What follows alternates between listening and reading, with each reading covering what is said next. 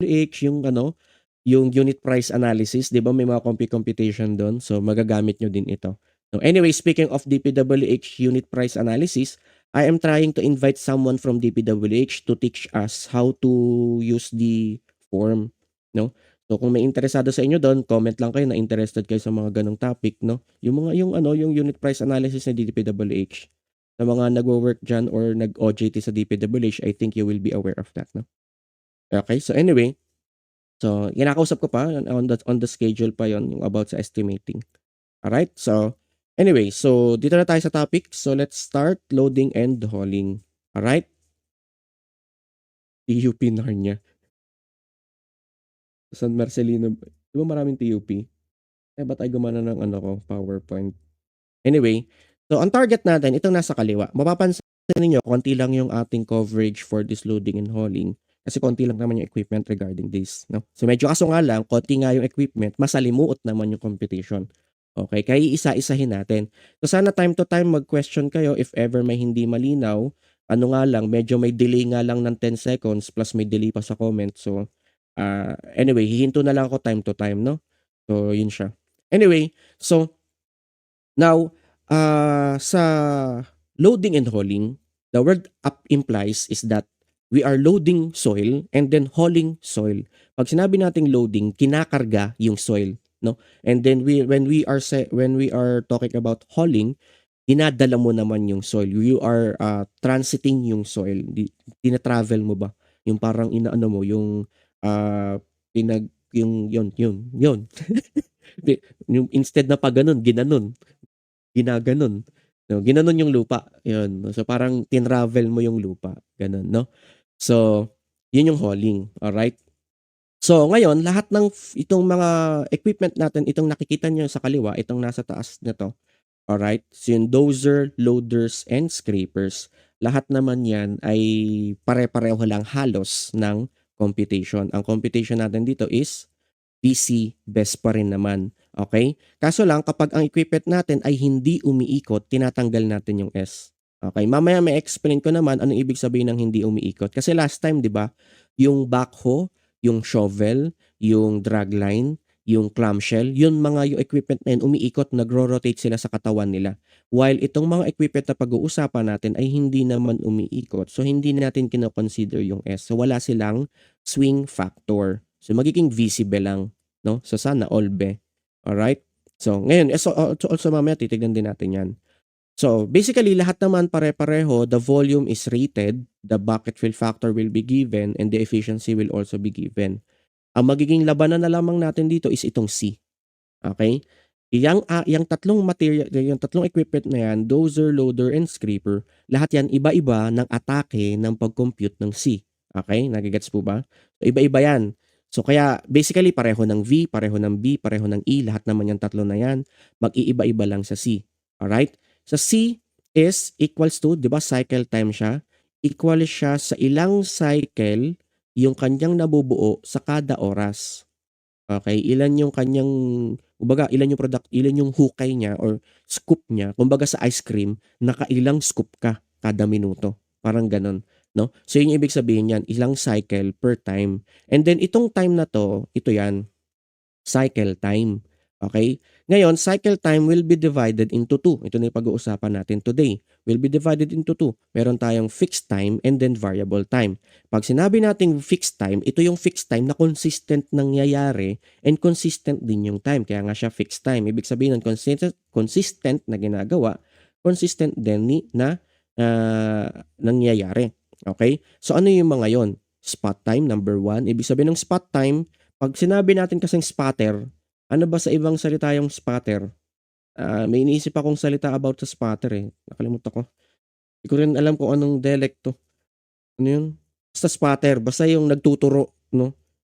Halimbawa, meron kang machine tapos kailangan niya ng assistant, tapos yung assistant siya yung nagtuturo nung ano yung hukayin, paanong buwelo yung gagawin, kung tatamaan ba. Yun yung spot time or yung spot time. Ibig sabihin nun, nag-aano ka, tumututok ba? Parang ganon. Spot time yon. Next naman, load time. Ito na yung pag-scoop, paglagay, pag-scoop, paglagay dun sa ating loader. No? Pag-scoop dun sa hukay, sa stockpile, and then ilalagay dun sa ating truck. And then maneuver time, itong maneuver time, ito yung acceleration and deceleration na tinutukoy, no? Pag-accelerate mula sa stop hanggang pagbilis, no? And then dump time, so yung dump time naman natin, ito yung yung pagbitaw ng lupa, no? As in, as the word implies, dump time. So yun yung mga apat na part ng fixed time at lagi naman kasi siyang ginagawa at yung mga time covering yan ay lagi naman consistent. So yun yung fixed time. And then next is variable time. Ito naman yung variable na nagbabago, nagva-vary. Anong ibig sabihin ng nagva-vary? Hindi siya laging consistent. Ano yung mga bagay na hindi consistent? Yun yung hauling distance or yung travel time. Alright? So, later, lahat kasi itong mga dozer, loaders, and scraper, may iba-ibang paraan ng pag-compute ng travel time. Pero basically, we just have to think of this as fixed time and variable time, or C is equals to fixed time plus variable time. So, yun po siya. Ito po yung C natin. Okay? So, medyo naging complicated lang ng konti dito sa topic na to for computing yung C. Pero basically, yung V, B, and E will remain the same, similar dun sa previous discussion natin last week. Okay? So, now, concerning sa travel time, okay? So, concerning sa travel time, kapag ang ating sasakyan is gumagalaw, so syempre, malaking bagay yung epekto sa kanya nung resistance. Ano yung resistance? Yung pumipigil. Okay? Yung pumipigil sa kanya. Ano yung mga pumipigil sa kanya? May dalawang pumipigil sa kanya para bumilis, para makaabante. Mayroon dalawa. May tinatawag tayong grade resistance at meron tayong rolling resistance. Itong mga resistance na to, ito yung mga force na pumipigil sa ating mga machine para sila ay makaabante, para sila ay bumilis, at yung para bumilis, para maging mas productive sila. No? So, yun yung dalawa. So, ina-analyze din natin ito. And then other than that, lumalabas din bigla ito sa board exam. Since November 2021, lumalabas ito eh. Anyway, inom muna ko tubig. Excuse me lang.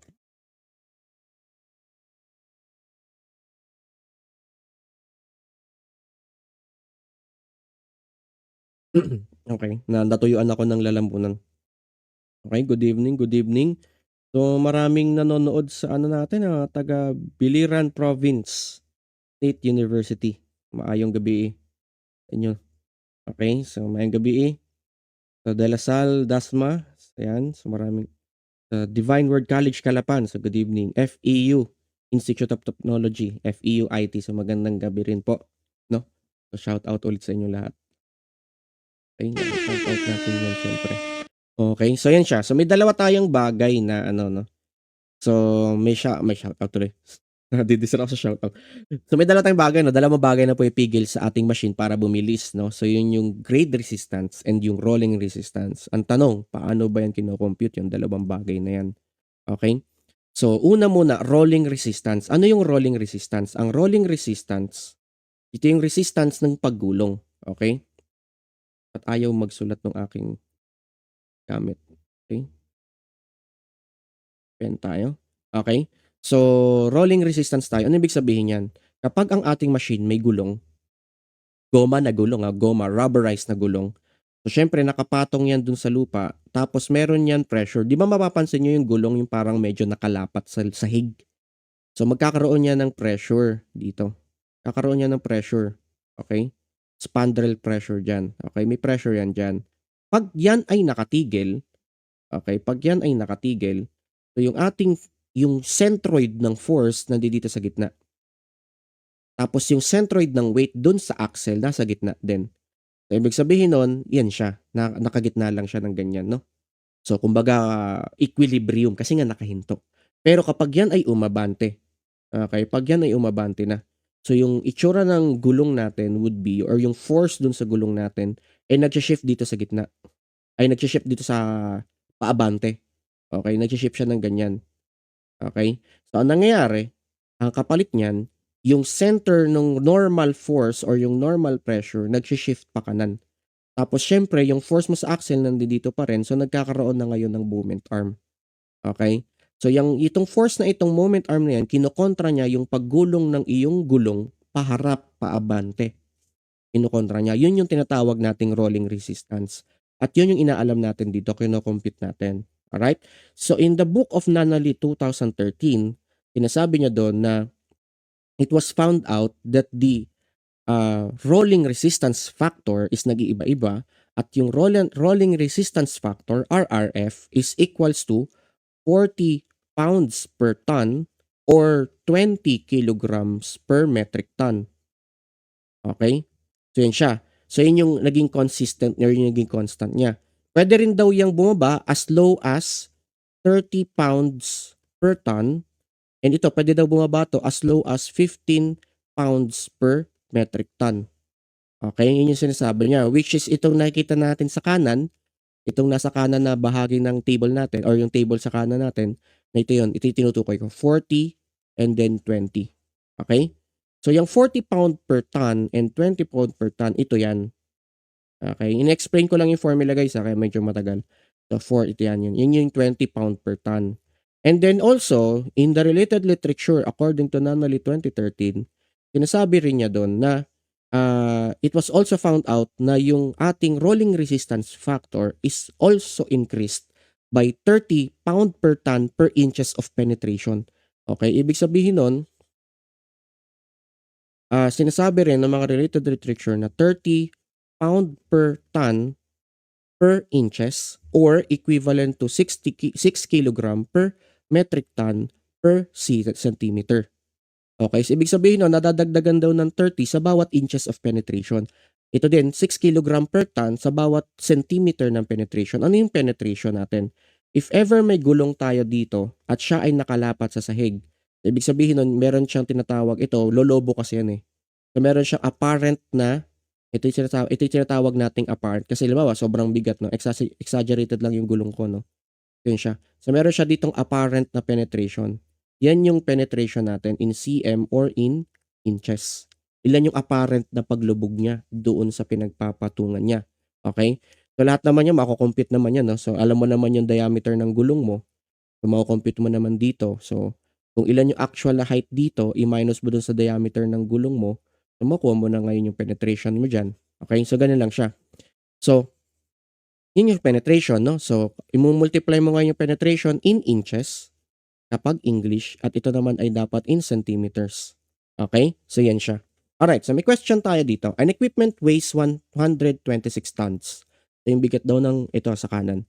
So yung bigat daw ng ating equipment ay vehicle weight is equals to 126 tons. Okay? So take note, ulitin ko ulit ha. Rolling resistance factor, this is pound per ton. So it was found out that it is 40 plus 30p. Okay? Or kapag metric, 20 plus 6p. Okay? Again, itong unit nito ay pound per ton. Ang unit naman nito is kilogram per metric ton.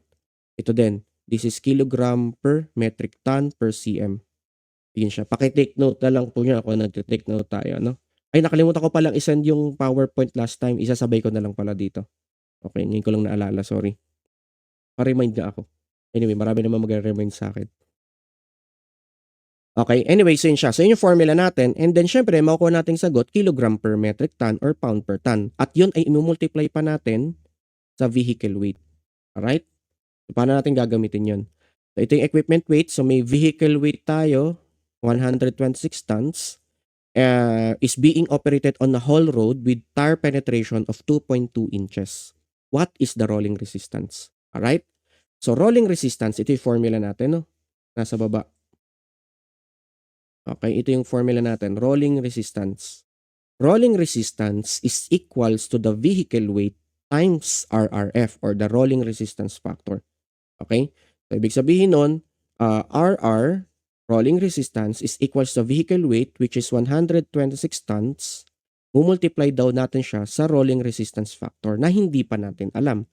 So, aalamin natin, rolling resistance factor is equals to, makikita natin, English tons at saka inches yan. So, ibig sabihin nun, English units. So, ang gagamitin nating formula is 40 plus 30p. So, substitute lang natin, 40 plus 30 times natin ngayon, sabi, 2.2 inches. Okay, ngayon, nawawala yung calculator ko pala.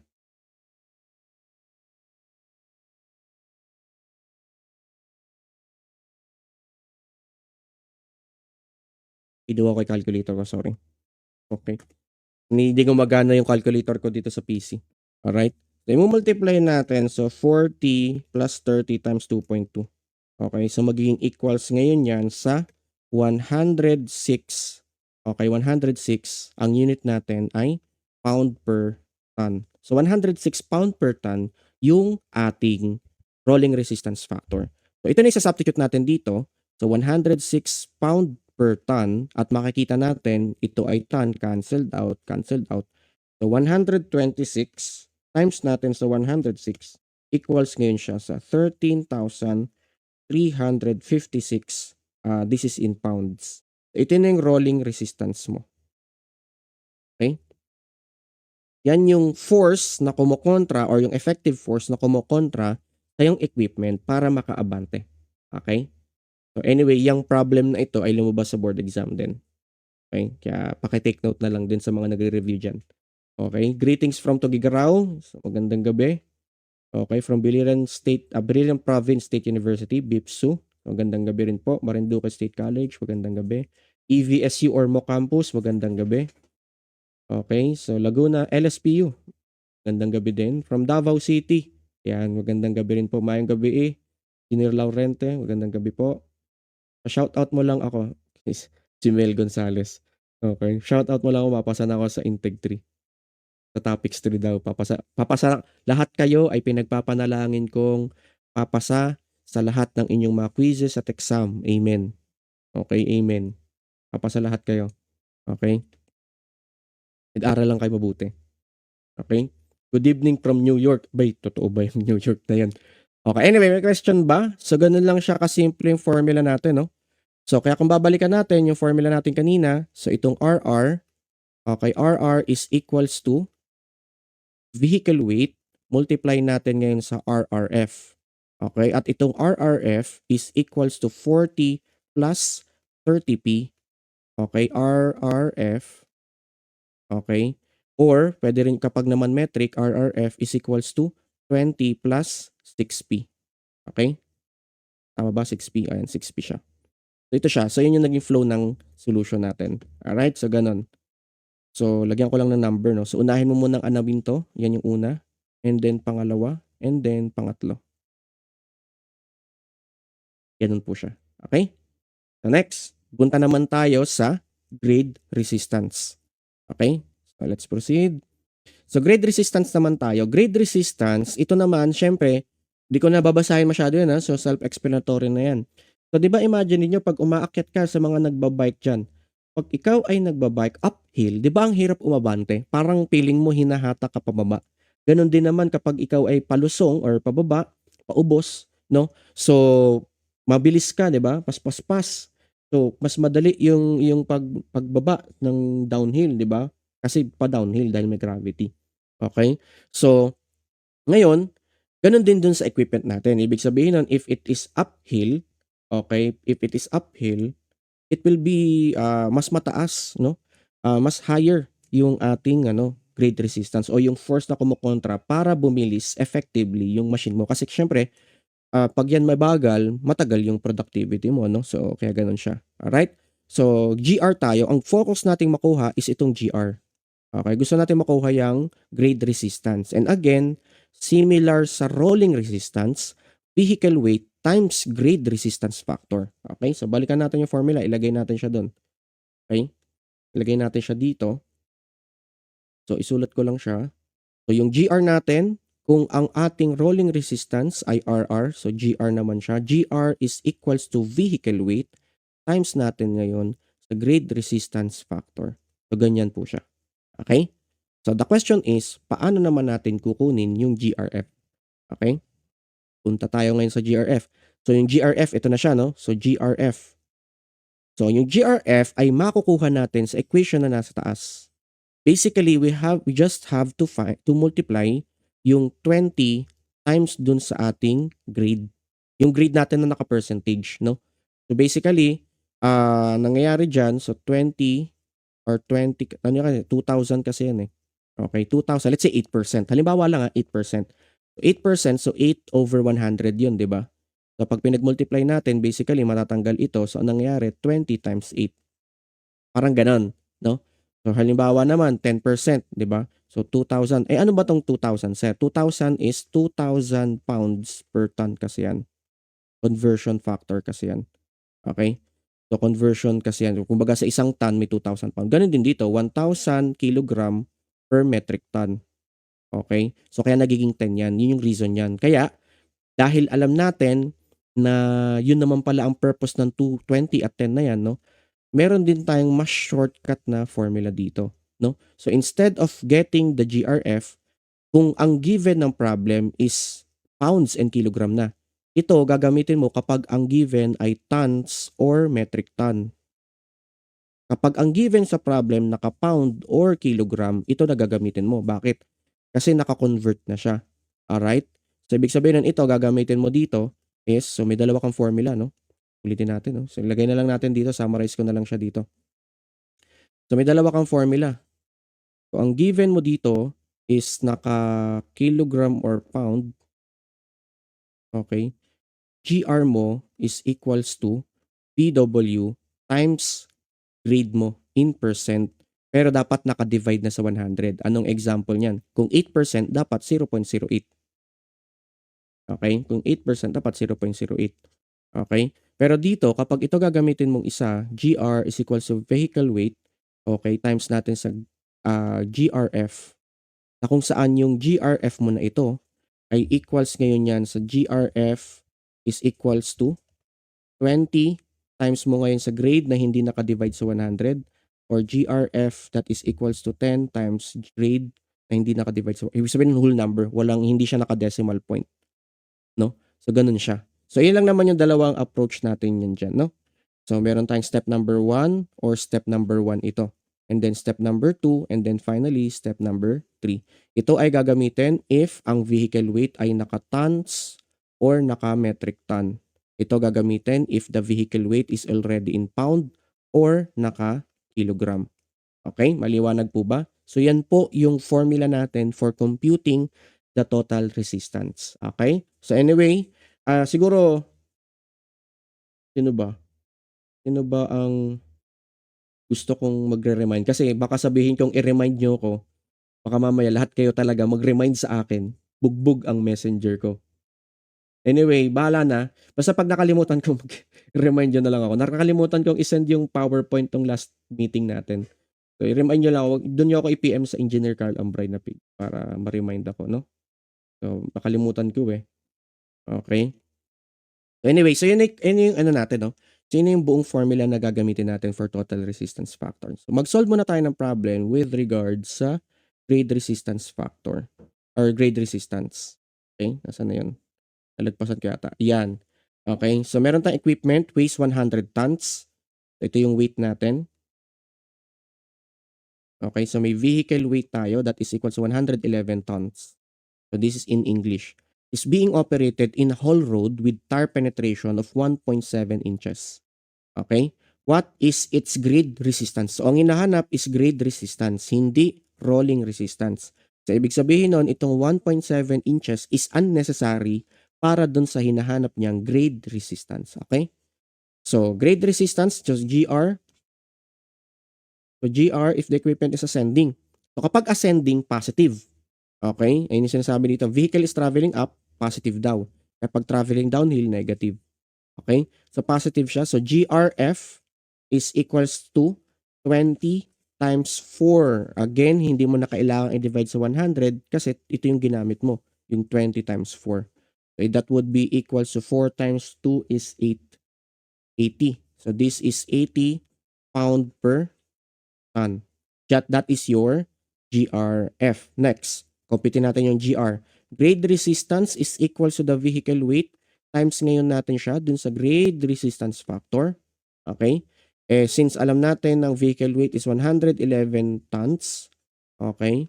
Multiply ngayon natin sa 80 pounds. Okay? 80 pounds per ton. Maka-cancel yung ton. So that would be 888. No? Parang globe number to 8888. Okay?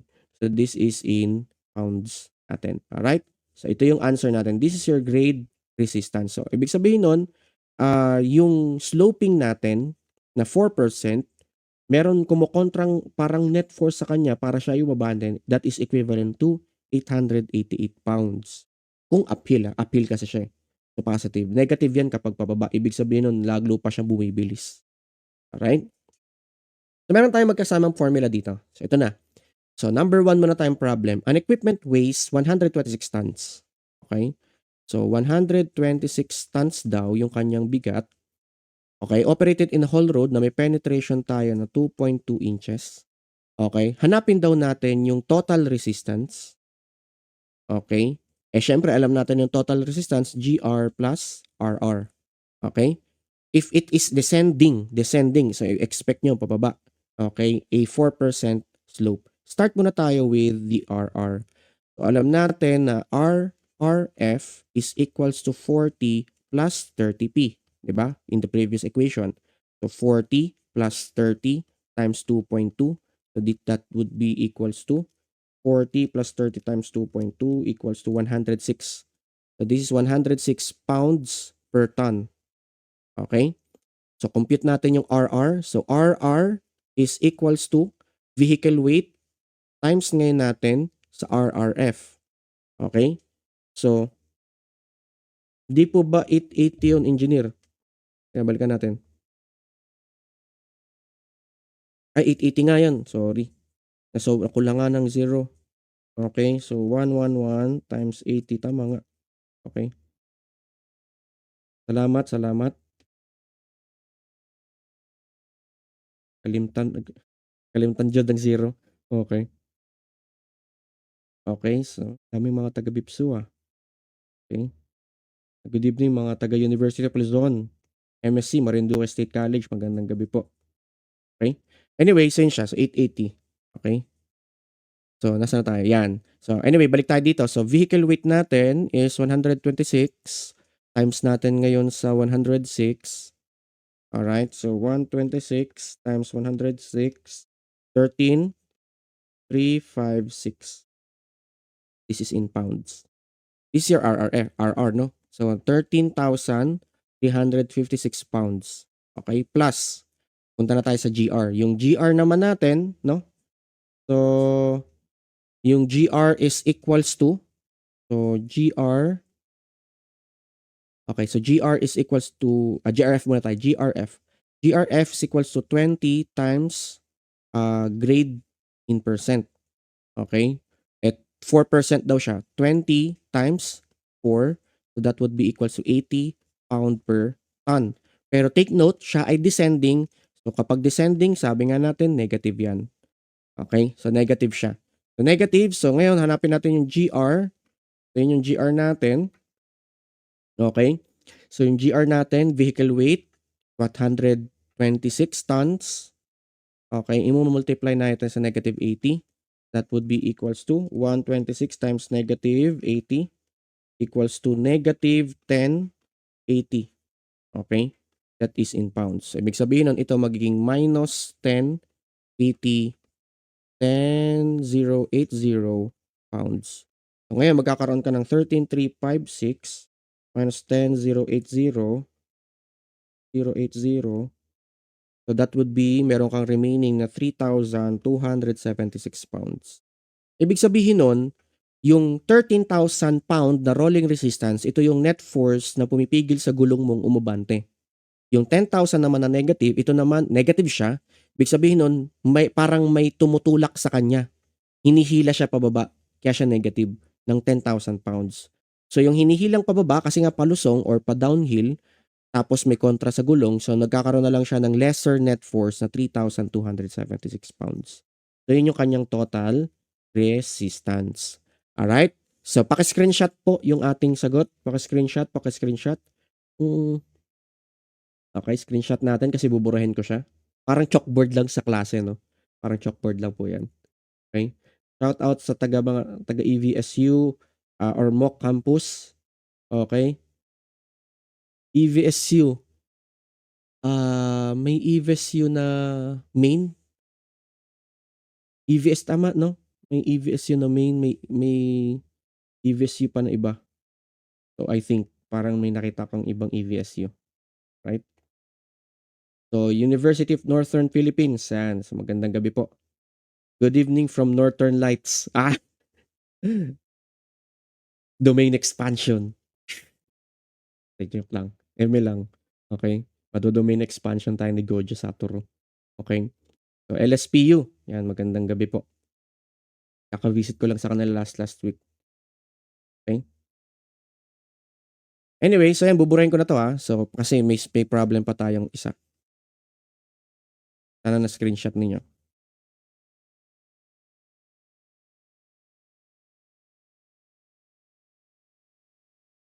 Okay, so next naman tayo. An equipment weighs 144 tons. So may vehicle weight tayo that is equals to 144 metric tons naman. Metric tons naman siya. Okay? And being operated at a whole road with tire penetration of equals to 4.572 centimeters naman. Okay? What is the total resistance if it is descending? Pababa. Okay? Panaog. No? 3%. Okay? So grid natin, 3%. Okay? So 3% daw. So start muna natin with rolling resistance. So rolling resistance factor is equals to 40 plus 30p. Okay? So yan siya. So mali. English 'yon. Ang ating problem is metric, so 20 plus 6p. Ayan. So ano tayo, naka-metric, no? So, naalala ko. So 20 plus 6 times 4.572. So that would be equals to 20 plus 6 times 4.572. 572. So that would be 47.437. 47.432. This is in kilogram per metric ton. Alright? So yan siya. Okay, so next is RR na tayo. So RR is equals to vehicle weight. I-multiply natin sa RRF. So yung vehicle weight natin is 144 tons times natin sa 47.432. So that would be equals to 144 times 47.432. So that would be equals to 6,830.28 kilogram. Okay? So yun po siya. So yun yung RR natin. So total resistance is equals to RR plus GR. So yung RR natin is 6,830.28 kilogram. And then yung GR naman natin. So yung GR naman natin, since given naman yung percentage, siguro pag samasamahin na natin, so vehicle weight times yung ating times natin sa 10, times pa natin sa grid na ganyan, no? So vehicle weight natin is 144 times 10 natin times 3%. So that would be equals to 144 times 10 times 3. So 4,320. 4,320. This is in kilogram. Kilogram already na yan. So that would be, ngayon, sinasabi ng problem natin, descending. So this should be negative. So negative minus 4,320 kilogram. So 6,830 minus 4,320. So that would be equals to 2,510 kilogram. So this is your answer for this problem. Okay? Kapag uphill, positive yung iyong GR. And then kapag downhill, negative ang iyong GR. Okay? So may question?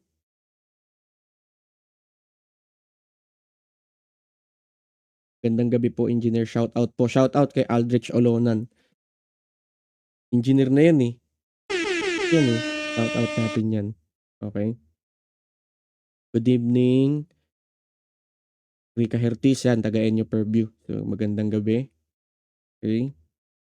Anyway, so walang question ha. So yan po siya. So yan yung total resistance natin. And also, sa mga nagre-review din for board exam, lumabas na rin ito sa board exam many times na. Okay? So ganyan lang siya kasimple. Okay? So next tayo. So may mga other formulas pa tayo na hindi ko na masyadong bibigyan ng pansin or di naman bibigyan ng pansin. Under MST to, di ba sa engineer? Yes, Engine Laurente. MSTE na po siya sa part 1. Okay? Pero minsan lumalabas siya sa sa part 3 yung pang Sunday, yung pang third part. Pero ano na daw to sa part 1, MSTE na siya napupunta. Doon na siya puro mga terms pa. Kaya mapapansin ninyo may mga terms and mga definitions tayo dito. Okay? Anyway, other things na affected yung ating machine for their speed is yung effective grade. Okay?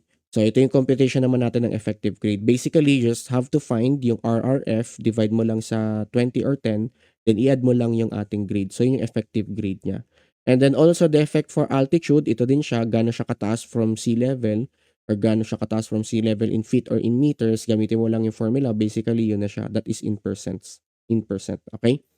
And then meron ding effect of traction, no? So effect of traction, ibig sabihin nun, na power available to move a vehicle and its load is expressed sa dalawang bagay, rim pull and drawbar. Pag sinabi natin rim pull is the available at the rim of the driving wheels under rated conditions. Since it is assumed no slippage of the tires on the rim will occur, this also power available surface of the tires. So rim pull.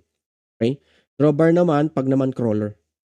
Okay? Kapag crawler. So rim pull ang tawag kapag ang traction o yung pagkapit niya sa sahig, no? Kapag naman crawler, yung bakal, yung speaking of crawler and ano pala, nakalimutan ko. Ang ating tawag dito, ang rolling resistance ay applicable lamang kapag ang gulong ay goma or gulong. Paliwanag po ba? Paki-take note po. Hindi ko pala nalagay dito. Ngayon ko lang naalala. Ang rolling resistance ay applicable lamang pag gulong o goma. Hindi po siya applicable kapag ang ating machine ay crawler. Kasi 'di ba, kung maalala ninyo ang ating crawler is naka-distribute mabuti yung load niya, so hindi siya applicable doon, no?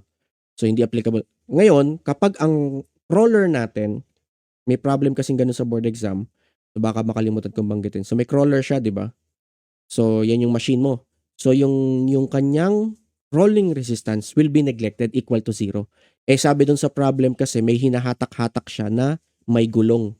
Ibig sabihin nun, yes, rolling resistance ng machine mismo is neglected, pero yung rolling resistance ng hinahatak is needed to be considered. Ibig sabihin nun, dahil ang rolling resistance is equal to vehicle weight, kita times natin ngayon sa RRF, so yung vehicle weight mo, hindi vehicle weight ng dalawang machine, vehicle weight lamang nung may gulong. Okay? Pero kapag grade resistance ang pinag-uusapan, vehicle weight times grade resistance factor, okay? Vehicle weight ng dalawa, pareho dapat kasi pareho naman nagdadaan doon sa same grade. Okay? So, yun siya. So, naalala ko lang, no? So, basta kapag, crawler, neglected ang rolling resistance. Okay? Kasi dito. So, may question tayo dito. An equipment weighs 139 tons. So, may weight daw siya na 139 tons. So, English yan. Okay, operated on a whole road with tire penetration that is equals to 2.4 inches. What is the effective grade of the equipment if it is descending 5% on the slope? Okay? So 5% on the slope. So descending 5%. So RRF muna tayo. So bura-burahin ko na muna to. So yung RRF mo dito. So yung RRF mo dyan is dahil English yan, 40 plus 30p. So 40 plus 30 times 2.4. Okay? Guys, remind ko ulit kayo, huwag po natin kalimutang mag-register, no? Registration, may registration po dyan sa pin comment. So that would be equal to 112 pound per ton. So ito na yung RRF natin. Okay? So yung RRF natin ngayon, isa-substitute natin ngayon dito sa ating formula. Okay? So, formula natin. So, ngayon, mangyayari, so, meron tayong effective grade is equals to, so, descending siya, no? So, descending. So, this should be negative 5%, no? 0.05. Okay? Or 5%, negative 0.05. Teka, naka-percent pala siya. So, this is negative 5. Okay? So, negative 5 siya.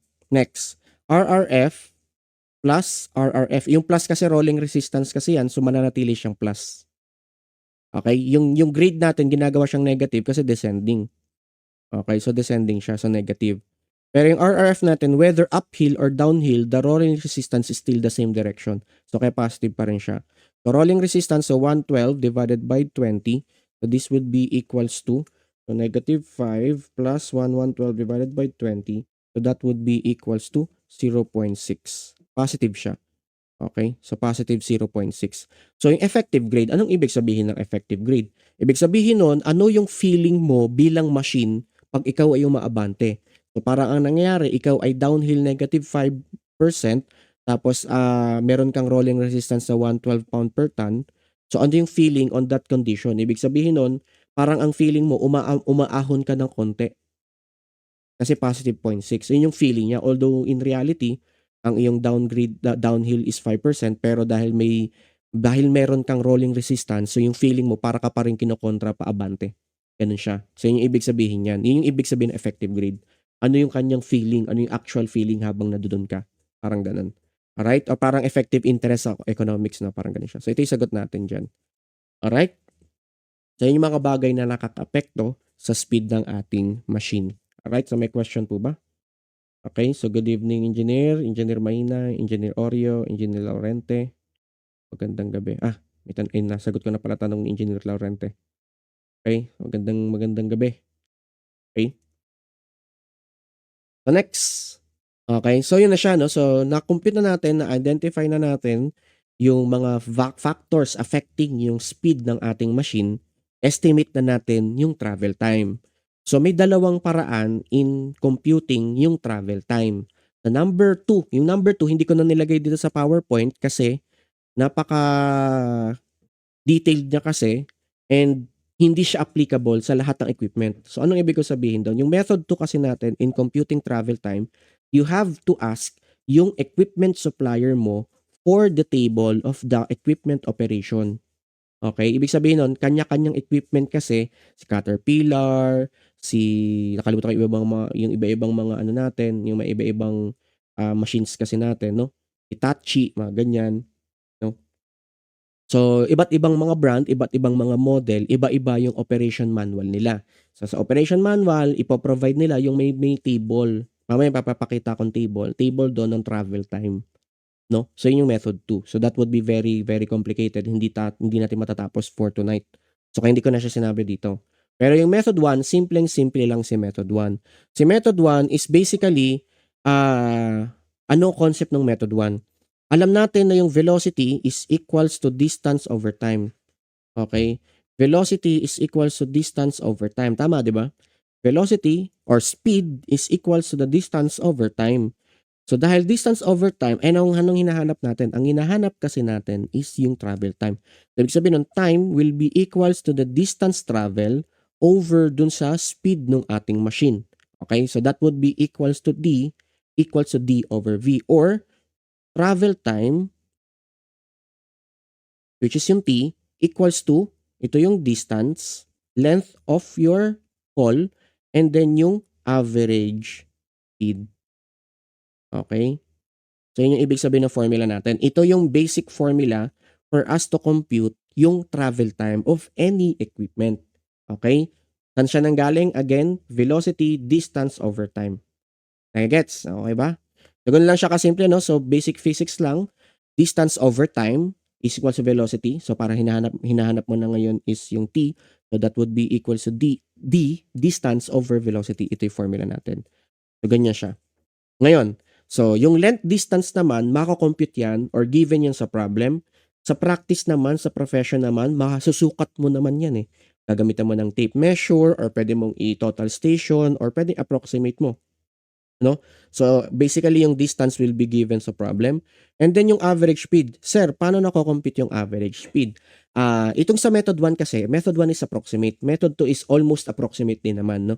Sa method 1, ang concept kasi ng method 1, na ang machine mo meron siyang maximum speed. Okay, meron siyang maximum speed na tinatawag. Okay? Ito 'yon, maximum speed na tinatawag. Kaso lang yung machine mo hindi naman totoo na forever yan maximum speed gumagana, 'di ba?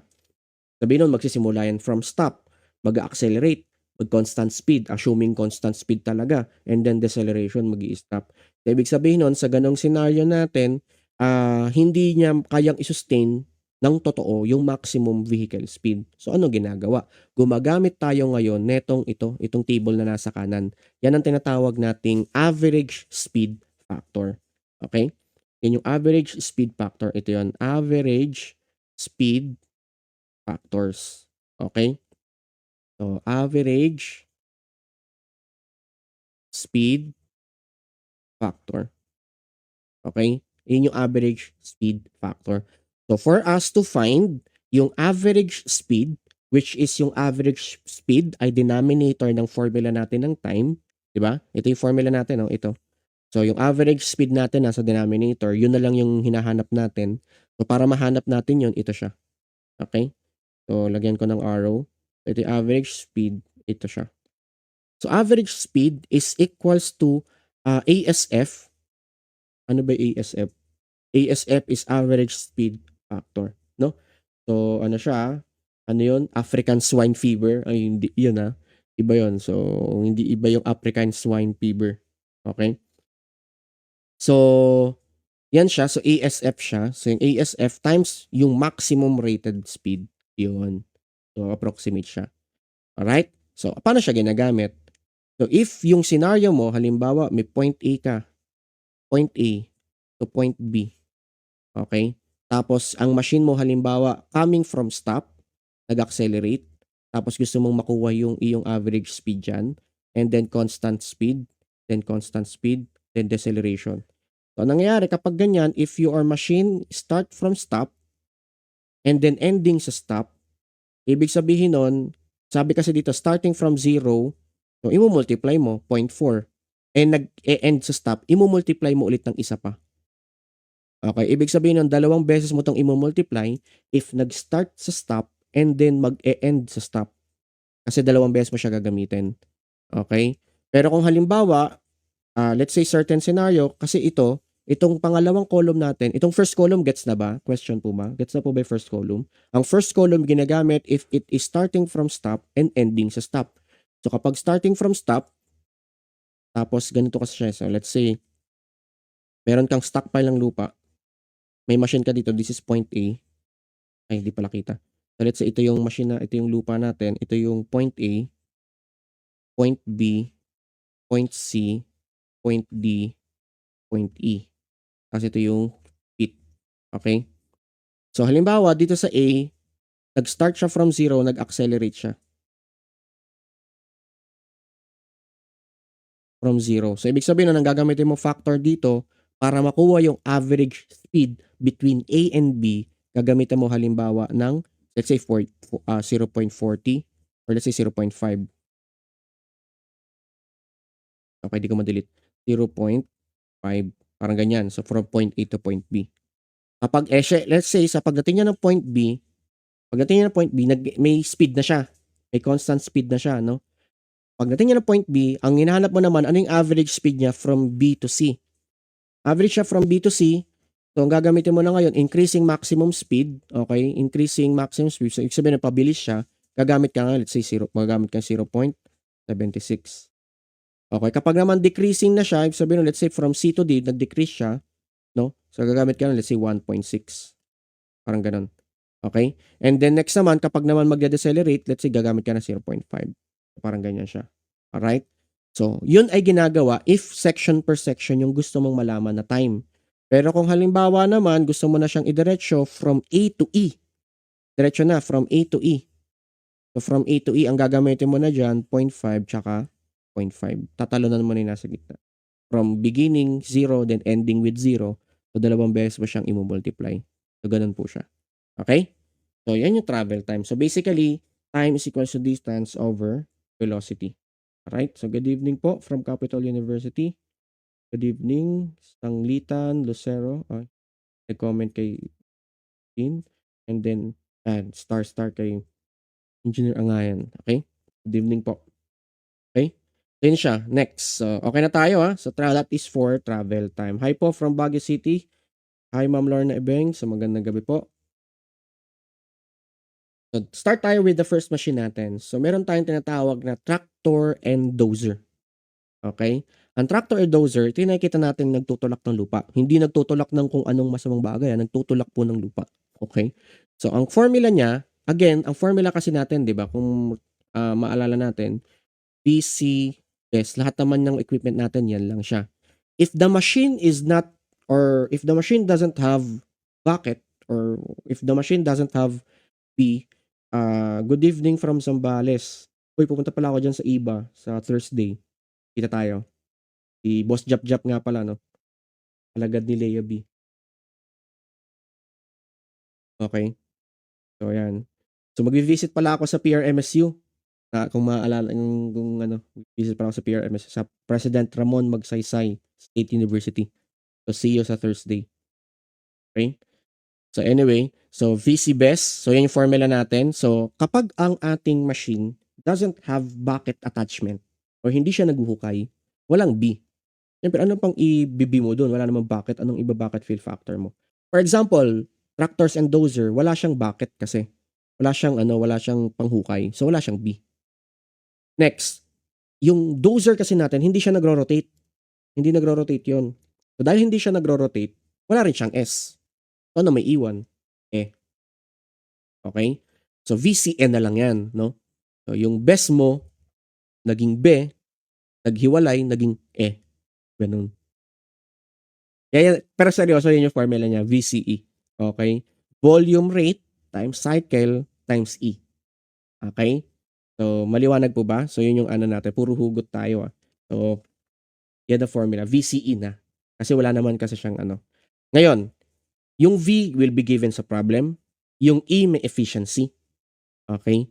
Yung C cycle per time. Alright? Ito yung challenging sa tractors and dozer, yung cycle time. Okay? The cycle time of the dozer is equals to cycle, itong C yung C na yan, ito yan. Yung cycle na yan, cycle per time. Yung time natin, ito yan. Okay? Total dozer cycle time. Total dozer cycle time is equals to fixed time, dozing time, returning time. Ibig sabihin nun, fixed time, acceleration and deceleration, dozing time, nagtutulak ng lupa, returning time, aatras para magtulak ulit. Okay? So yun siya, yun ang ibig sabihin nun. So from University of Lasalle, so magandang gabi po. Okay, sa question, so FT, DT, RT. So yung FT natin will be coming from dito sa ating table, and then yung DT natin and RT will be coming from this table. Okay, so paano siya gagamitin? Ganito. Kaya medyo masalimuot to So yung itsura ng dozer natin, mapapansin niyo wala siyang bucket. Okay? Wala siyang panghukay, wala siyang pang-scoop. That is the reason why wala siyang bucket fill factor. And then hindi rin siya umiikot, makikita niyo naman hindi siya umiikot, hindi siya nagro-rotate. So makikita niyo wala siyang S. Wala siyang swing factor. So letter E lang talaga siya. Alright? So ito may problem tayo dito. A power shift roller tractor has a rated blade capacity of 11.2 loose cubic yards. Ibig sabihin nun daw, sa bawat hagod ng ating bulldozer paabante is equivalent daw yun lagi ng 11.2 loose cubic yards. So yun yung V natin. So every cycle, meron tayong 11.2 cubic yards. Alright? So maliwanag. So meron na tayong V. Next, last sentence tayo. Estimate the production of the dozer if the job efficiency is equals to 43.5 minutes per hour. So meron na rin tayong E. Ang hinahanap na lang natin is yung C.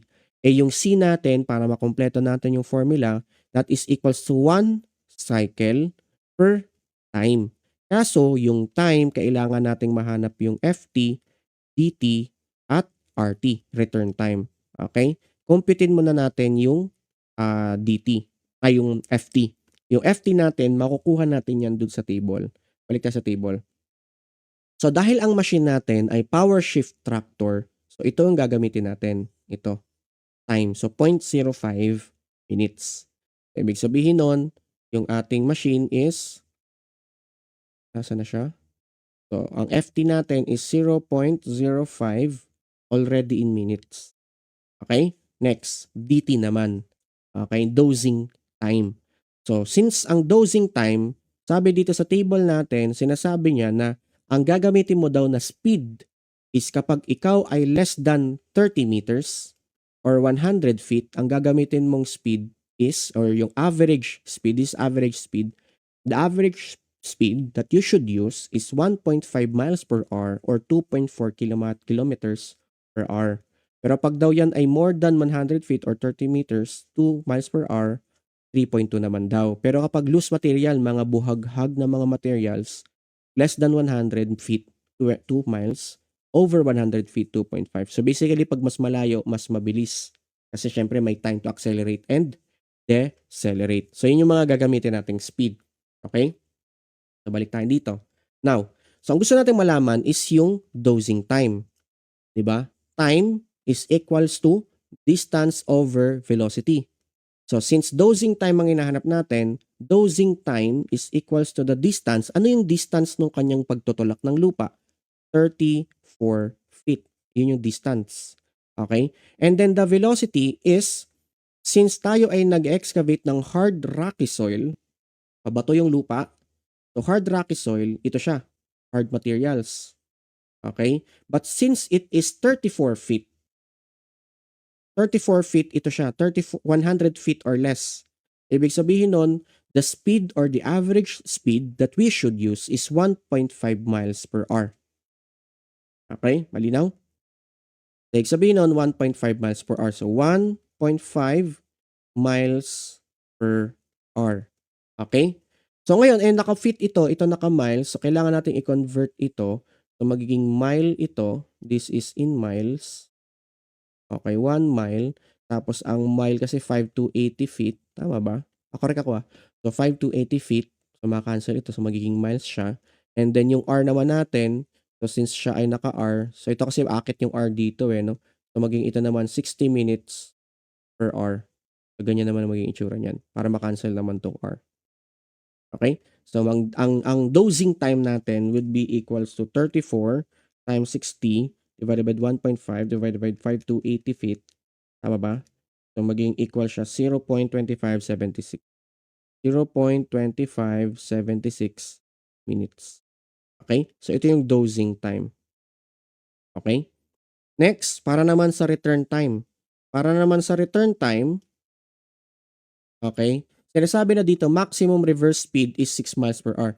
Binabanggit dito na kapag daw nagre-return ka, maximum reverse speed ang gagamitin mo. Okay? Maximum reverse speed. Okay? Ayun yung gagamitin mo daw, hindi na average speed. Ayun yung gagamitin natin kasi yun yung sinasabi ng table 'Di ba? Uy, wala tayo. Mamaya na yan. So, that's na tayo. 34 feet distance. Ang ating reverse speed is 6 miles per hour. Okay, per hour. So, convert ulit natin yan. So, this is miles. This is 5,280 feet. Okay, then times natin sa 60 minutes per hour. Para makancel yung hour, makancel yung feet, makancel din yung miles, may iwan ay minutes. So, 34 times 60 divided by 6 divided by 280. So, lumalabas 64.4.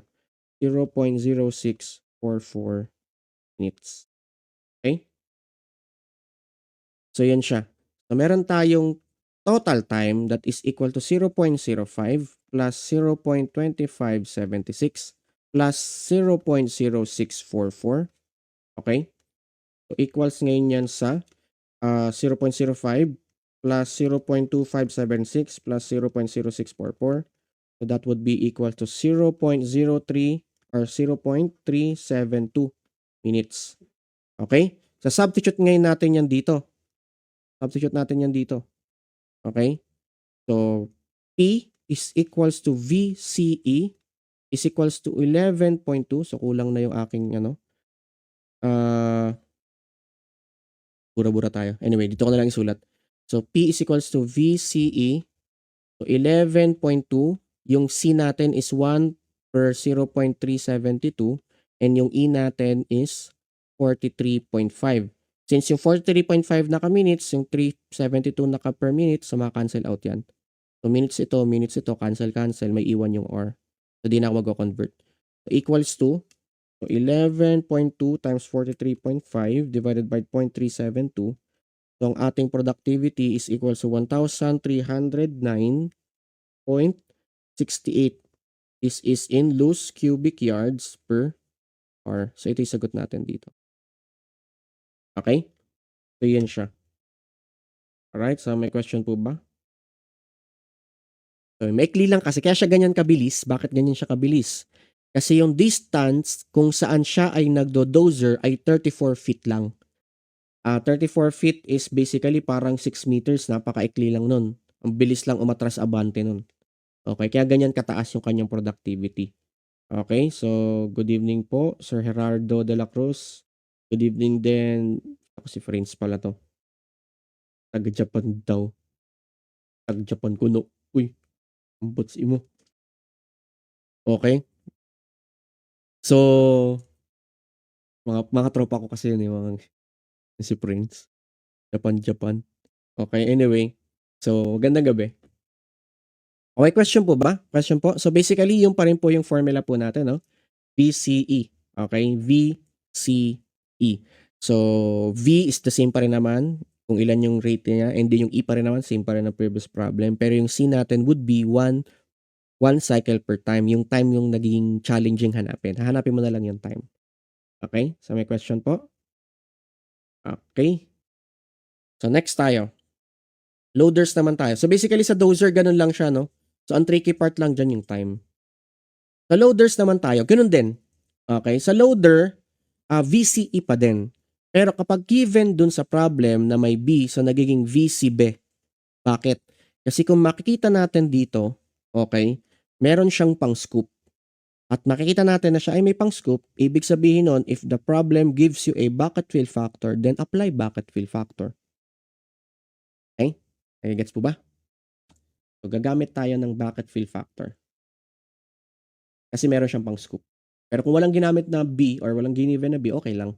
Okay, VCE pa rin. Alright? So, ganun lang po siya. Ngayon, so yung V will be the same kung ilan yung capacity ng kanyang scoop, yung kanyang bucket, yung kanyang tabo. And yung E naman, given din naman siya, minutes per hour or percentage. Yung C yung challenging. Yung C is ito. Okay? So, yung C, cycle per time. So, cycle per time, so total loader cycle time. So, ngayon naman iba. Kung kanina, ang ating dozer is fixed time plus dozing time plus return time, yung pag-atras. Ito namang si loader, basic time plus travel time. Okay? Basic time plus travel time. Okay? So, yung travel time, yung basic time muna tayo. Yung basic time, nandiyan nakalagay, included na dyan yung acceleration, deceleration, pag-scoop, pag-spotting, spot time. Okay, that is basic time. At yun po ay madaling mahahanap sa table na nasa kanan natin. Basic cycle time ito. If we are, tumatalsik laway ko, sorry. Hindi nyo naman nakikita, no? Anyway, nakikita ko eh. So, anyway, so pag ikaw ay naguhukay, no, ng loose materials, ito siya. Kapag average or hard materials, average and hard materials. If your, ito na, no, binanggit ko to last time, no, wheel and track. Pag sinabing wheel loader, de gulong, goma, yung gulong, katulad na itong nasa picture natin. Kapag ang ating machine ay merong crawler o yung parang ano, tawag dito, yung parang caterpillar. So, naka-track loader siya. So, dalawa lang yan. Naka-track yun, crawler tractor, or naka-gulong. Okay? So, yun siya. Alright? So, next tayo. So, ayan yung ito 18 minutes to ha. This in minutes lahat yan. Basic time. And then, kung okay na tayo sa basic time, manggagaling siya dun sa ating table. So, next naman is yung travel time. Yung travel time, according to Nanali 2013, yung basis ng ating board exam, okay, yung pinagkukuhaan ng problem sa board exam, si Nanali 2013, itong table sa kanan. Itong table sa kanan, galing yan sa mga manual ng mga machines. Okay, so kumbaga hiniram din ni Nanali yun. Okay? Attributed naman siya from Caterpillar at iba pang mga machine equipment doon. Okay? So, ibig sabihin nun, sa bawat machine na bibilin mo or sa bawat machine na ginagamit mo, may kanya-kanya silang table for na parang ganito yung travel time. Meron silang mga recommended table. Otherwise, kung ayaw mong gamitin yung mga recommended table, ikaw gumawa ng sarili mong table. Pwede naman yun. Bilang site engineer, di ba? May time naman tayo, minsan lang naman yun.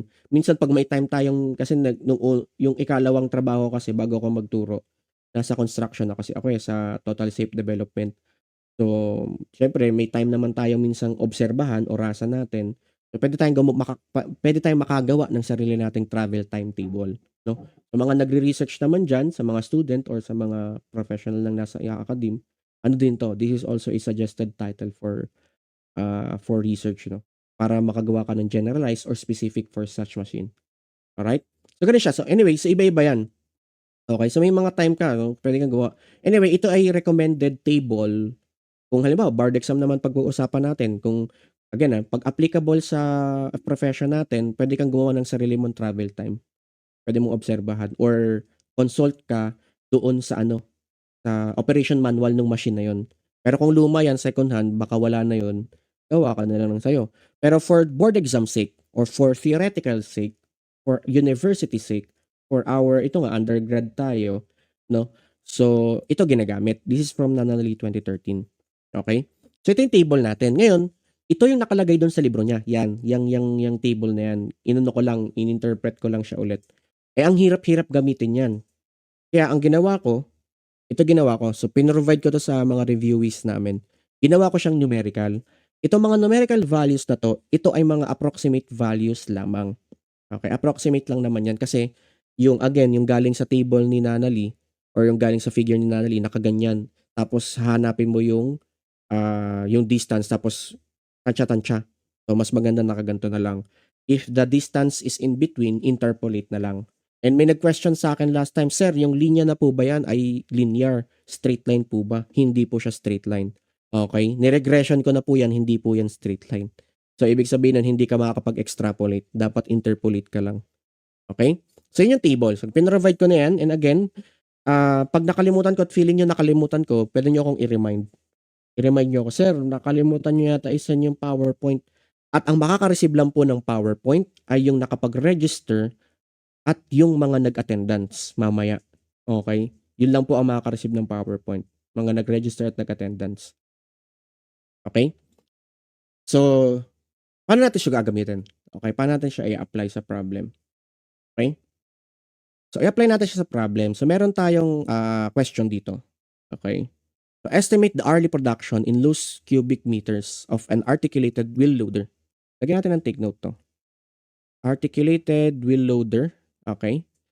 So, meron tayo ditong volume. So, meron tayong volume that is equal to 0.82 cubic meter. Articulated wheel loader. So, articulated wheel loader. So, nakagulong daw siya. Katulad ng nakikita natin dito sa kaliwang picture. Okay? Excavating hard material. Okay? Hard material. Okay? Okay. Materials from a pit and moving it to a stockpile. The average haul distance is equals to 94.21 meters. Okay. So, para hindi tayo mag-ano, palitan ko na lang 'to 'no, para hindi tayo masyadong mag-interpolate, matatagalan tayo. Gawin ko na lang siyang 100 meters. Okay, para mabilis. Pero kapag ganyang date, information, nag-i-interpolate tayo. Anyway, try ko na nga, interpolate na nga tayo. Okay, interpolate na lang natin, sige. Okay, 94.21 meters. The effective grade is 6%. Okay? And the bucket fill factor and pag may given na bucket fill factor, gamitin natin.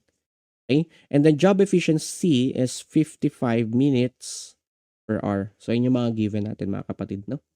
So, ang formula, VCBE. May given na kasing B, 0.97. Okay na yung V, okay na yung B, okay na yung E. C na lang. Eh, yung C natin is equals to 1 cycle per time. Eh, yung time natin is equals to basic time plus travel time. Basic time muna tayo. Balik tayo sa table.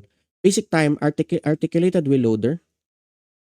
Nag-hold daw siya ng hard materials.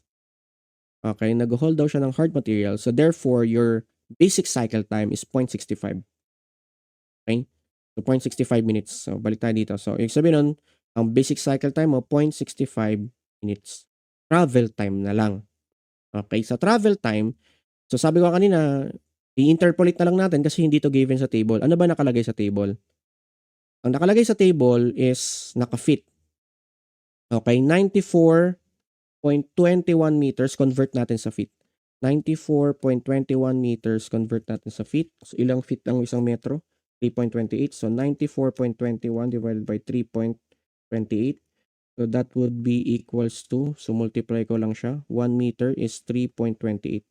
Tama ba? Cancel yung meters. So, So 94.21 times 3.28. So that would be equals to 309.01. Okay, 01 feet. 300 feet basically. Okay? Kapag ganito, ah, sa akin, halimbawa sa exam sa akin, ini-interpolate ko pa 'to. Okay, ini-interpolate ko pa 'yan. Pero kapag ganyang kalapit, assume na lang nating 300. Okay? Kapag naman in-interpolate niyan, almost the same na lang din naman. So the problems tells you that the effective grade of the location, again, effective grade may formula yan kanina ha. So ito may pinanggalingan 'to kanina. Ibig sabihin nun may computation pa siya, giniwan na lang ngayon. The effective grade daw ay 6%. And then the length of hole is 300 feet. Ibig sabihin nun yung intersection nila 0.48. Okay, so para mabilis tayo, in-assume na lang nating 300. Okay, so 0.48 feet. So 100, so 0.65 plus 0.48, so that 113 or 1.13 minutes. Ibig sabihin nun, yung cycle time ng ating machine is equals to 113 minutes. Alright? So, productivity is equals to V, C, B, E. Yung V kasi natin, sinasabi sa problem, 0.82 cubic meters. Yung C naman natin is equals to 1 cycle per 1.13 minutes. Yung B natin given 0.97 and then yung E natin 55 minutes per hour. Okay, minutes per hour. Itong 113 kasi naka-minutes, so cancel yung minutes. Hindi ko na kailangan i-convert. Okay? So that would be equals to 0.82 times 0.97 times 55 times divided by 1.13. Okay? 0.82, 0.97, 55 equals to, lumalabas na ang ating productivity for this loader is 38.71 cubic meters per hour. Ito yung kanyang productivity. Okay? So may question po? Yan siya. Alright? Tubig? Okay? Alnasier Chainol Rubio. So malinaw pa sa gabi, sir. Thank you, thank you. Ivy Gonzalo. Good evening, Engineer Abray from EVC, EVSU or MOC. Uy, thank you nga pala mga taga EVSU. Maraming salamat ha. Ang dami nyo dito. Pa rin sa mga BIPSU sa Biliran Province. So thank you din. Sa mga mapapansin ko, ang daming taga BIPSU dito eh. BIPSU, EVSU. Yan, madami. May question dito si Ardave Laurente. Engineer, nagbibigay ba ng table si Sir Dakay or given na sa problem? Most likely given na sa problem kasi hindi siya nagbibigay ng table. Yun yung napansin ko sa mga past board exam. Hindi daw siya nagbibigay ng table. Itong table na to. Ito yata yung tinatanong mo. Tinatanong din to ng mga reviewees namin sa Reo, sir, binibigay po ba yan? Most likely, hindi siya binibigay. Pero luckily, mabait naman si Sir Dakay, nilalagay niya ng hint sa baba. Ibig sabihin ng hint, sinasabi niya na lalagyan niya sa baba ng hint, time or cycle time equals to, let's say 2 minutes, parang ganyan. Bibigyan ka niya ng hint sa baba. Nakalagay sa baba naman yon sa board exam. Minsan, lalagay niya hint, t is equals to 2 minutes. Walang explanation. Okay? Bibigyan niya, let's say, hint, t is equals to 2 minutes. O, ngayon, ang question, ano ibig sabihin ng 2 minutes? Gano'n, no? So, yun pala, ibig sabihin pala ng t is equals to 2 minutes, yun pala yung cycle time ng iyong machine. Gagamitin mo na ngayon sa formula natin. Gano'n siya. Minsan gano'n kasi mag-hint si Sir Dakay. Although yes, tama naman, may hint naman siya, kaso lang, kailangan naiintindihan mo bakit niya binibigay yon. Nagegets ba? Pero yun, to answer the question ni Sir Laurente, hindi siya, parang hindi ko napapansin na may table. Usually naka-hint, naka-ano sa baba, naka-given. Ganun siya. Okay. So, sana nasagot ko yung tanong ni Sir Laurente. Ganun siya. So, yun yung mga experiences namin in the past board exam. Okay? So, question pa. So, next tayo. So, dozer, then loader. Isa na lang tayo. Question? May question? Ito naman. You're welcome, Sir Laurente. Okay. Shoutout sa inyong lahat. Capital University. Gandang gabi. Nag-i-scroll up ako kung may mga nakalimutan pa ako. May lumusot na ano, eh. Ay, mga taga-UL, shoutout sa inyo. University of Batangas, wow! National Engineering University. Magandang gabi. Ay, baliktad yata 'no? Sorry baka mali ako. Sorry, mapapahiya pa tayo ng konti dito. Okey. Iba pala ang ano, Batangas State sa University of Batangas. Sorry, patawarin niyo po ako. Okey. Anyway, so bago pa ang init. Okey. Bago maano pa dito ko, okey. So, scrapers naman tayo, alright? Nga pala shoutout din sa mga taga Surigao del Norte State University. Okey, sorry kung nakalimutan kong ilagay yung inyong school sa listahan. So, next time ilalagay ko po yung mga taga Surigao del Norte, okey? So, nakalagay naman yata sa mga sumunod na ano natin, eh. Okey, so magandang gabi po. Anyway, scrapers naman tayo. So, last equipment naman tayo. Again, ito naman, para saan ang scraper? Ang scraper is sa Tagalog ng scraper is parang kumakalmot. Meow, meow, mga ganyan. Okey. Kumbaga kung makikita natin dito sa picture natin, kinakalmot niya talaga literal yung lupa. Ibig sabihin nun ini-scrape niya literal yung lupa. Anong purpose? Para makapag-excavate din. Makikita natin dito, ito nasa picture natin sa kanan. Okey, zoom in ko lang itong nasa kanan na picture natin, ayan. Makikita niyo na ang ginagawa niya is yung kanyang bucket ito, itong nakikita natin dito sa kanan, yan ay kumbaga yuyuko, 'no? Tapos pagkayuko, i-scrape niya talaga literal yung lupa. Tapos tsaka niya iipunin diyaan sa kanyang, bucket sa likod, okey? Scraper, apron, tapos meron siya ditong ano, bucket sa likod, 'no? Again, ito wala na 'tong bucket fill factor kasi hindi naman siya wala naman siyang tabo, eh. Ini-scrape niya lang talaga literal yung lupa, 'no? So, 'yan siya. So, hinahatak-hatak-hatak niya 'yan. So, marami tayong uri ng scraper, okey? Importante na medyo at least ma-familiarize tayo sa iba't ibang mga scraper. Ang tawag dito sa scraper na nasa kanan na tinignan natin kanina, ang tawag diyan ay elevating, pangit yung kulay. Okey, ito ay elevating, palit ko magandang color. Orange na lang, gano'n din, 'di rin nakikita. Red, ito na lang red. Ito ay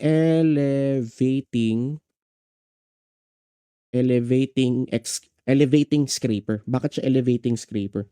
Kasi kung makikita natin dito, meron siyang itong part na ito is ano 'yan, eh, umiikot 'yan para siyang escalator, 'di ba?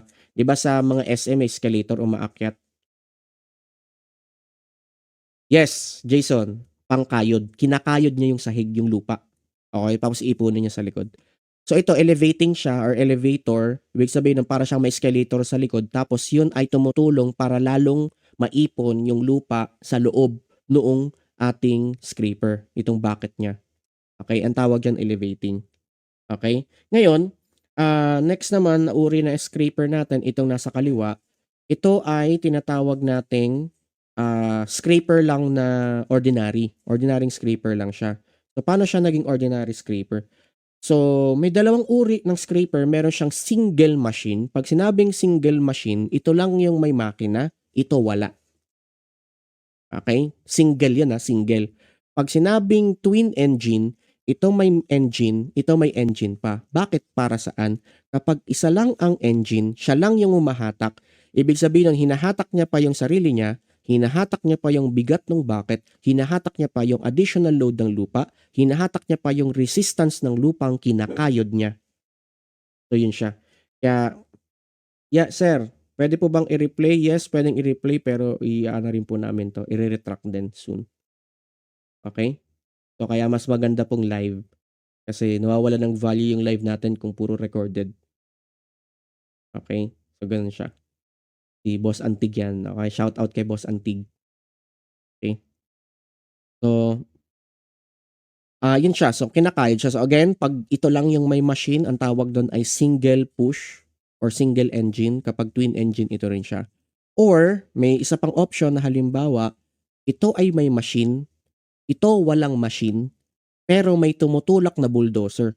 that is also considered as dual machine din kasi dalawang machine yung gumagana. Okay, importanteng ma-identify natin dual machine ba or single machine or single engine pala, sorry. Single engine ba or dual engine? Single engine or dual engine. Okay? Lahat ng uri ng scraper ay already dual engine. May machine sa harap, may machine sa likod. May engine sa harap, may engine sa likod. Okay? Kumbaga rare na ginagamit yung single engine kasi nga hirap yun. Matagal gumalaw yun. Okay? Next na uri ng next na uri ng scraper natin, ito nasa lower right. Itong nasa lower right, kamukhang-kamukha lang yan ng the rest of all the scraper. The difference is meron siyang tornilyo, meron siyang screw, or tinatawag na auger. Hindi yan yung auger na Shrek ha.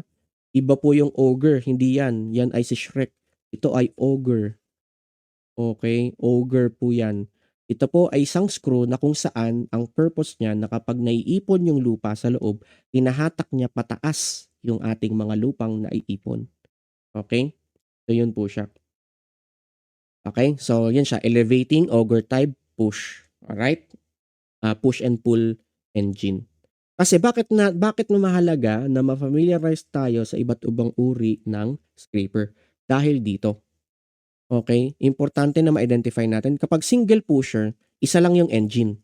Pag tandem pusher, yung harap at likuran may engine. Or yung harap may engine pero tinutulak ng bulldozer, tandem pusher pa rin siya mako-consider. Elevating pusher kapag yung nakita natin kanina, auger pusher yung nakita nating may tornilyo. Pag sinabi nating push-pull, dalawang pag sinabi natin push-pull, dalawa or more na scraper na nagtutulakan. Okay? Parang ganito siya. So meron kang scraper dito, tapos ito yung panghatak niya, tapos may scraper ka ulit dito, tapos may panghatak siya. So itong isa, itong si number 2 at itong si number 1. Si number 1, umaabante yan. Si number 2, umaabante din. So ang nangyayari, kaya siya tinawag na push-pull, kasi itong si 2, tinutulak niya si 1 para mas lalo siyang magkaroon ng efficiency, at si 1, hinahatak niya rin yung sarili niya. Kapag napuno na si 1 hahatakin si 2 para si 2 naman yung maglo-load at si 1 naman yung umahatak kay 2. Kaya siya tinawag na push-pull. Ganun siya. So, depende yan sa problem. Babanggitin naman po ng problem if whatever type ng scraper yung gagamitin. Okay? So, kaya mahalaga na ma-familiarize tayo sa iba't ibang mga scraper na ito. Alright? Next, dito naman tayo sa spot time. Pag single pusher, single engine lang po yan. Okay? Ibig sabihin nun, kapag single pusher, automatically single pusher, automatic single. Alright? Kapag sinabing tandem pusher, or halimbawa sinabing auger pusher, automatic tandem pusher yan. Tandem pusher, tandem pusher, tandem pusher. Pero kapag twin engine, automatic yan. Dito rin yan. Okay? Automatic yan. Ibig sabihin nun, ito lang yung pare-pareho dyan. Yan lang siya. The rest, magkakaaway na yan. Parang ganyan yung senaryo niyan. Okay? Ito ay para dito. Ganyan lang siya. Okay? And then the rest is ganito naman. Okay? So, yan siya. Yan ang magkakampi.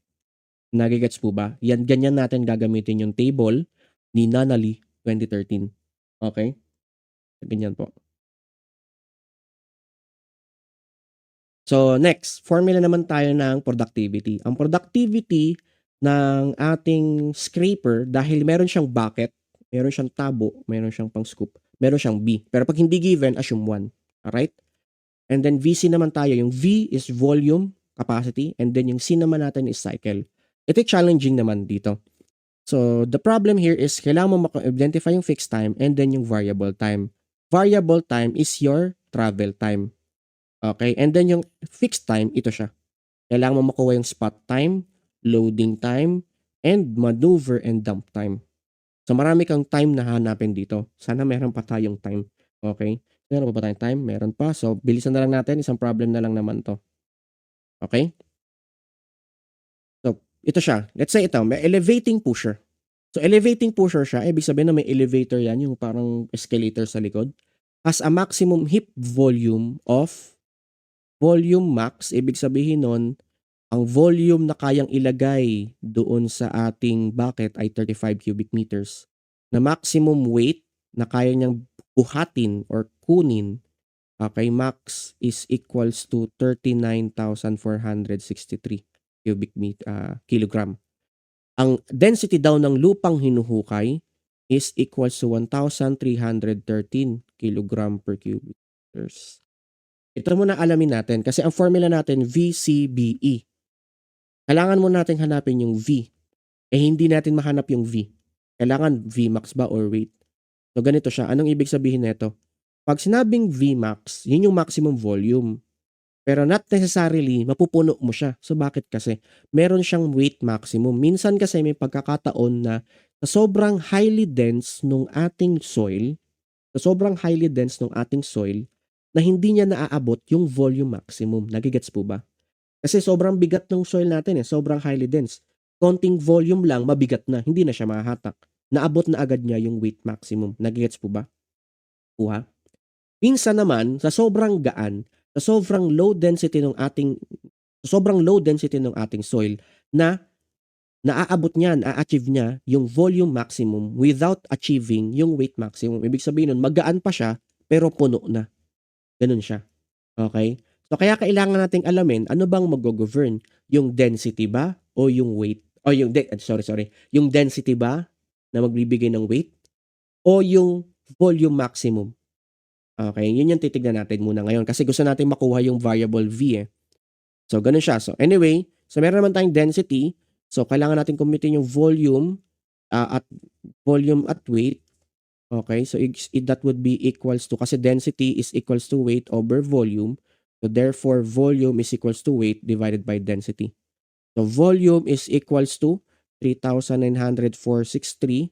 This is in kilogram. Times ngayon natin sa 1,313 kilogram cubic meter. Cancel natin yung kilogram. May iwan yung cubic meter. So magiging, ano ba yun? So 39,463 divided by 1,313. So, makuha natin 30.6 cubic meter. So, ngayon, makikita. Sorry, asa ko. Teka lang ha.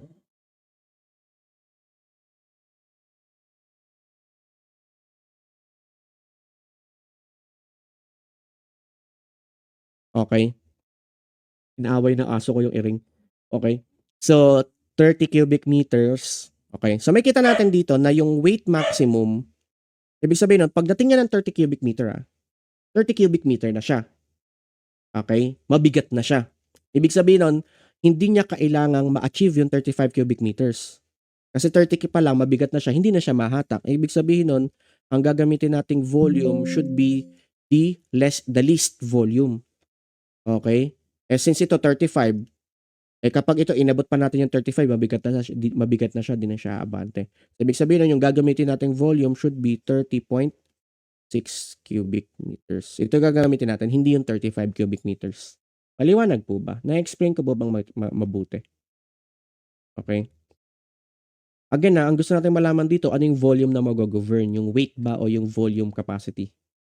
Okay? But since nakita natin, na-imbestigahan natin na yung volume 30 cubic meters, mabigat na siya. Ibig sabihin nun, hindi mo pa napupuno yung iyong bucket, hindi ka na makaabante.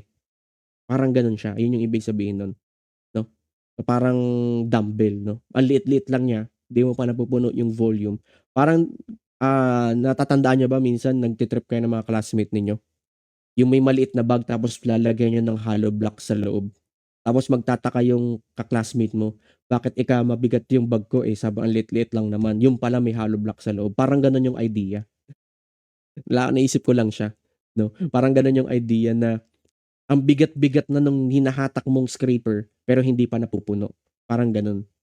Okay? So, ibig sabihin that is the reason why ang gagamitin nating volume ay 30 cubic meter. Okay?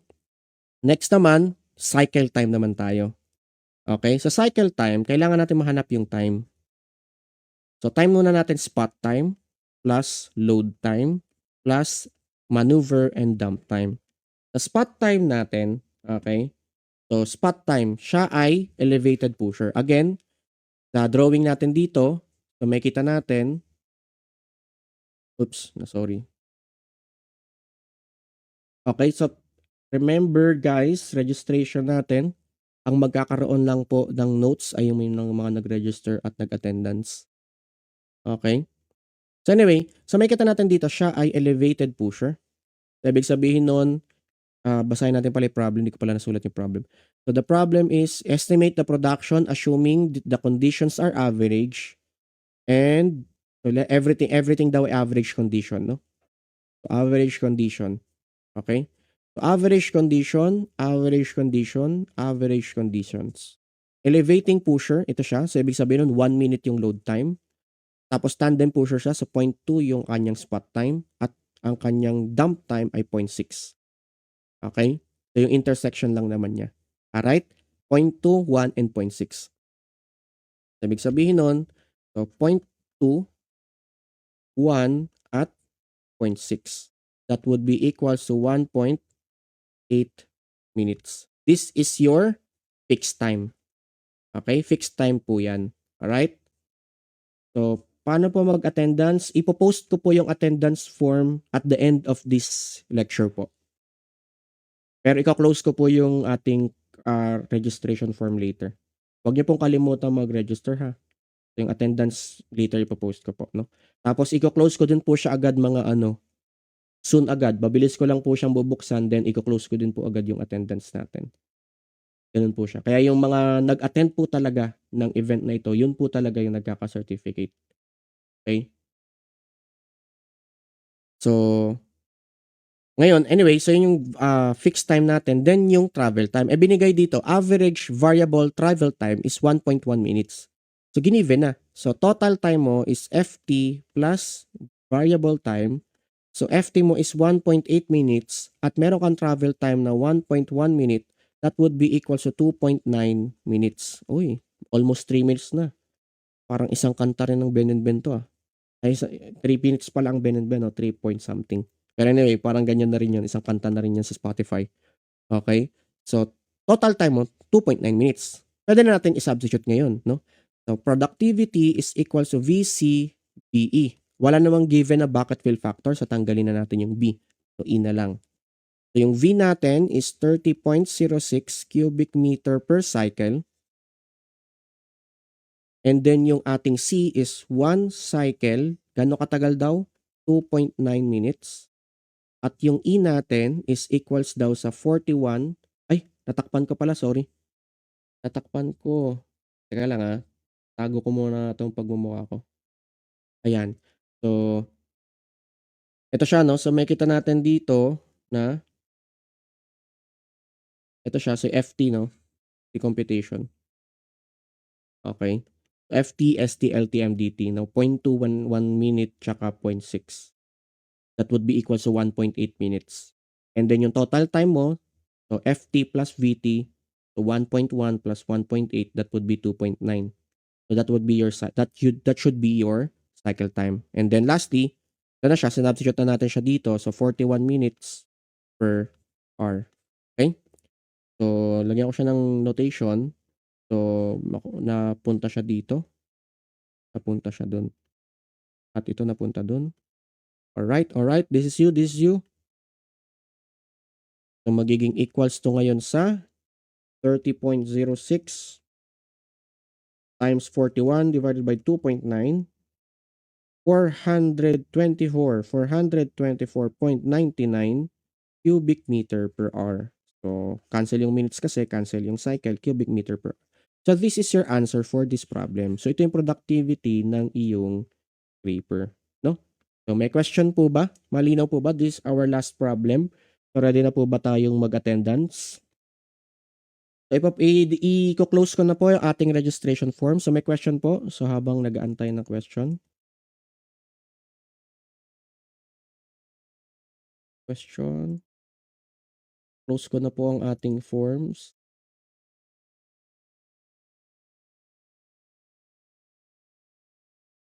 Okay.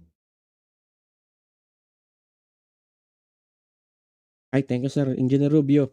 Sir Rubio. Yan. Thank you. Malinaw daw. Okay.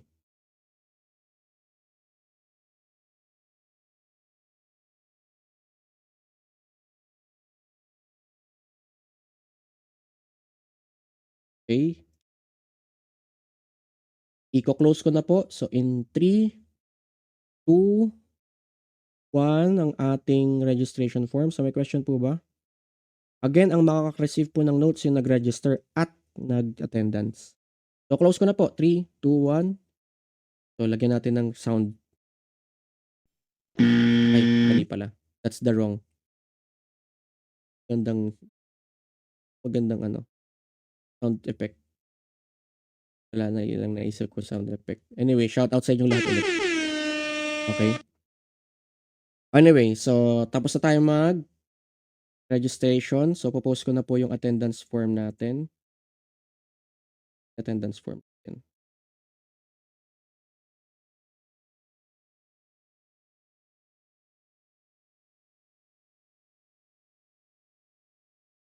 I think dito sa attendance form nalagay ko na yung ano, Surigao del Norte. Sorry talaga, di ko napansin na walang Surigao del Norte. Double check ko nga. Meron. So, meron na. Surigao del Norte State University. Okay? Share.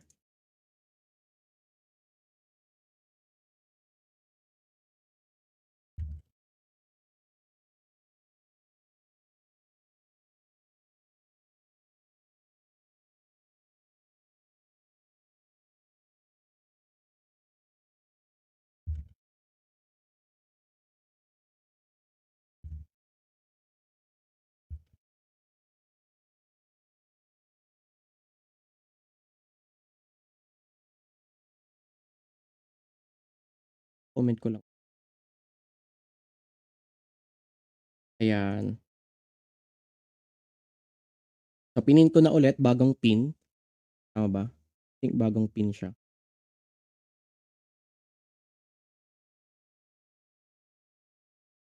Yan. Attendance form, nandiyan na po siya. So, or pwede nyo pong, again, we are Reo Civil Engineering Review. Basically, we are a review center and now offering a free webinar for all to learn at lahat po ng matulungan natin. Okay? So, next, may mga event tayo, no? So, kay Sir Mansur, Dynamics, Concrete Codes. So, pa-kasi po yung post, pa-share, and siguro yung sa mga president po, so sana po, no? So, thank you po sa mga president and mga PRO ng ating mga PICE officers. So, maraming salamat po sa pag-share ng aming post. So, asahan po ninyo na lalo pa kaming magbibigay ng mga libreng serbisyo para sa lahat. Okay? So, again, Champions Cup, sa mga representative ng ating mga school, no? So, mga representative ng ating school. So, pwede nyong kamustahin yung inyong mga PAS officers para kayo ay makasali. Okay, and then ito pa yung mga ating mga social media links. Ito yung ating attendance, paki-scan po. Ano? So, kung may QR code